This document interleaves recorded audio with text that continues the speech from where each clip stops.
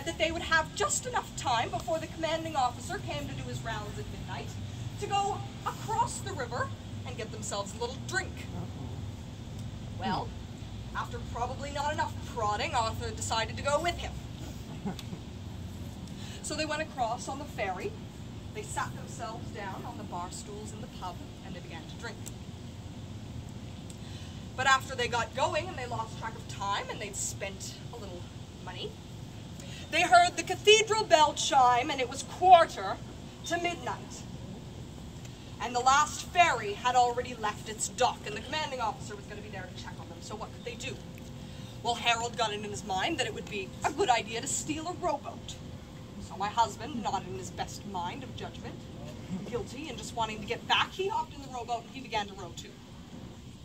And so they're rowing and they're rowing, but the current is strong on the St. John River, and it was a logging river at this time, and my husband decided to jump out and swim. He just wanted to get away from Harold and his terrible decisions. Well, this was a terrible decision. Arthur had a log come straight down the river and crush his skull. Now Harold, he's in the boat.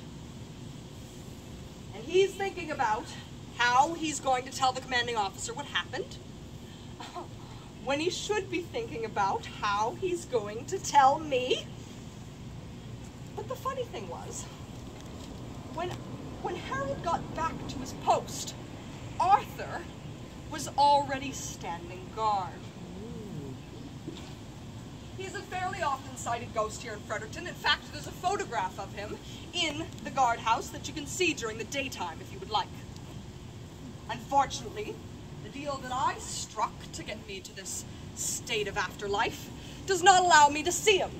Well, that or he's hiding from me. I can't imagine that would be it. Anyway, so I can't see him, but the bottom line is when you're involved with the military for so long, you should learn a couple lessons, and one of them is to always read the fine print.